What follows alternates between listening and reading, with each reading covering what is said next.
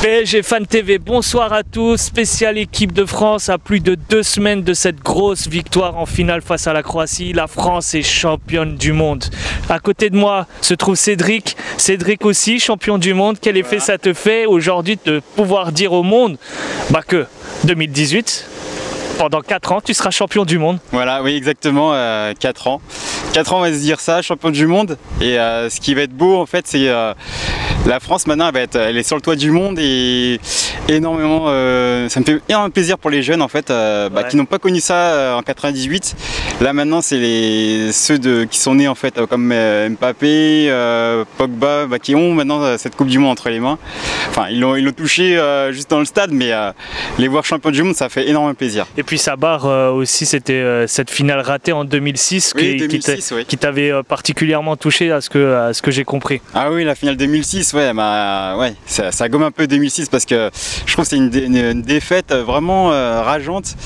Et on s'attendait à la voir, mais l'Italie nous a en fait battus, mais maintenant c'est gommé maintenant avec 2018. Ouais, maintenant c'est oublié. Oui, surtout oublié. Que cette victoire maintenant, on va dire que c'est carrément une nouvelle génération qui n'ont pas connu 98, à l'image de Mbappé qui n'était pas né encore.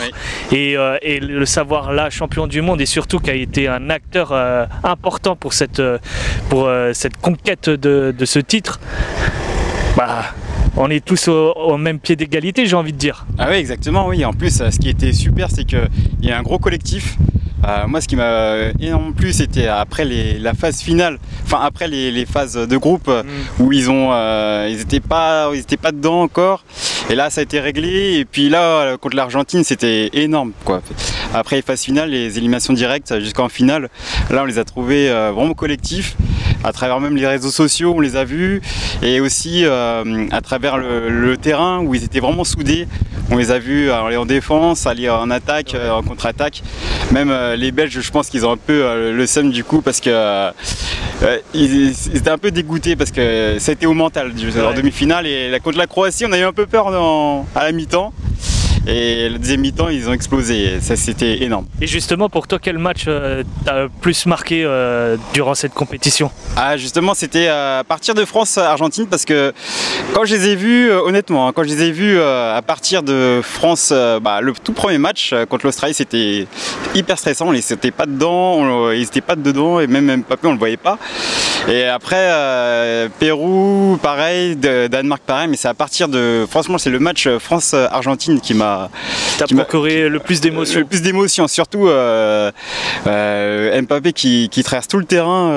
Oui. Ah ouais, pour avoir un penalty, c'était waouh, quoi. Et les voir en fait heureux, même on a découvert Pavard avec sa frappe là, qui est même élu meilleur buteur, le plus beau but du mondial. C'est ça. Et moi, c'est ce qui m'a beaucoup étonné, c'était le match France-Argentine. On a beaucoup marqué cette compétition, comme tu as dit tout à l'heure, Pavard avec le meilleur but de la compétition, ainsi que Mbappé, meilleur espoir de cette compète.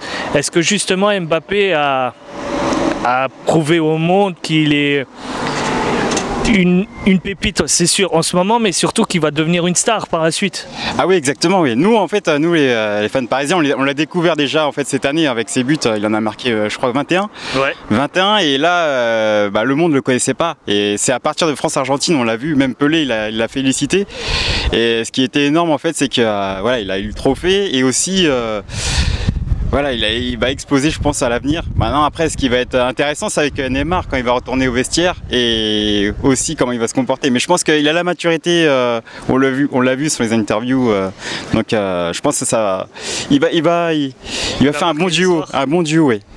Je pense qu'il va marquer l'histoire, mais pas tout de suite. Là, il faut qu'il prenne son temps, je pense. Il n'a encore que 19 ans, de toute façon. Oui, exactement, il a 19 ans, et il a encore à apprendre. Parce que parfois, contre l'Argentine, je crois, et aussi contre la Belgique, parfois il était un peu... Je crois que c'était surtout contre la Belgique, où il a fait un petit peu l'anti-jeu. Il faut qu'il gomme ça, parce que... je trouve que c'est un petit peu son petit défaut, quoi.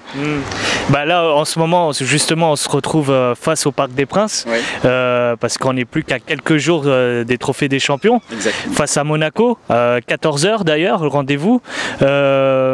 Qu'espères-tu, suite bon, cette compète qu'on a remportée par l'équipe de France. Ouais. Là, tout de suite après, on enchaîne par la reprise de la Ligue 1.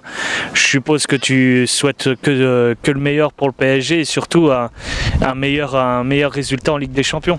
Ah oui, exactement. Je voulais déjà qu'ils gagnent tous les trophées déjà à partir du trophée des champions, qu'ils aient déjà tous les trophées en fait sur l'Hexagone et ensuite. Et justement, t'as pas un peu peur, t'as pas une petite crainte plutôt par rapport à ce trophée des champions où malheureusement tous les mondialistes ne sont pas encore présents et où on parle carrément de encore quelques joueurs comme Neymar qui est incertain, Cavani blessé, Mbappé pas encore revenu, pour l'instant en tout cas en forme de compétition.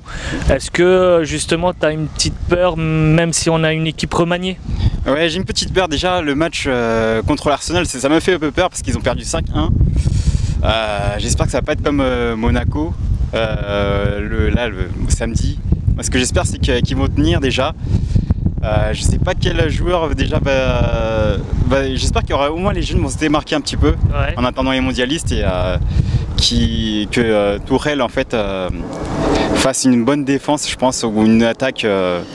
Déjà avec la défense à 3 c'est un peu compliqué déjà. Donc, ça a l'air. Ouais, parce que là ça va être compliqué. Donc il y a un peu de stress contre Monaco, je trouve. Après c'est tout nouveau, donc ça, il faut le temps que la mayonnaise prenne. Et pour la suite de la saison, à part le trophée des champions, où on voit que peut-être c'est un 50-50, donc on ne peut pas prédire que Paris puisse dominer ou Monaco, mais concernant la Ligue 1, tu vois encore Paris nettement au-dessus par rapport aux concurrents directs?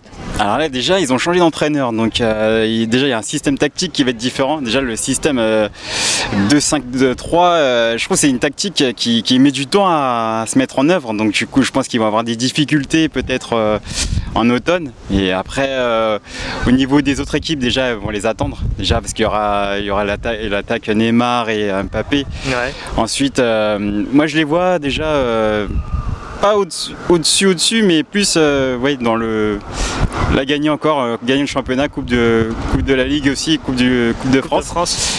Et Ligue des Champions. Tu les vois jusqu'où au moins?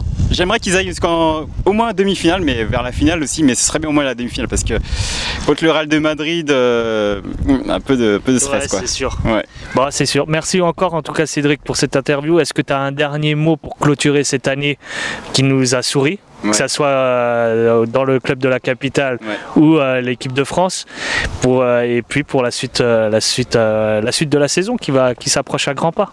Moi ce que j'espère c'est qu'il y ait une bonne attitude de Neymar parce qu'il m'a un peu déçu parce que on le voyait pas trop après sa blessure, donc il était un peu isolé, donc ça m'a un peu énervé personnellement. Aussi ce que j'aimerais c'est que l'équipe soit combative en Ligue des Champions surtout. Beaucoup plus parce que à chaque fois on les sent pas dedans quoi. Et contre les petites équipes par exemple en championnat on les je sais pas, il y a Neymar parfois il veut dribbler 8 joueurs et après il veut pas passer aux autres. Moi ce que j'espère c'est que qu'il y ait une bonne tenue et que l'entraîneur entraîne bien l'équipe quoi. Super. Je te remercie encore Cédric. À bientôt.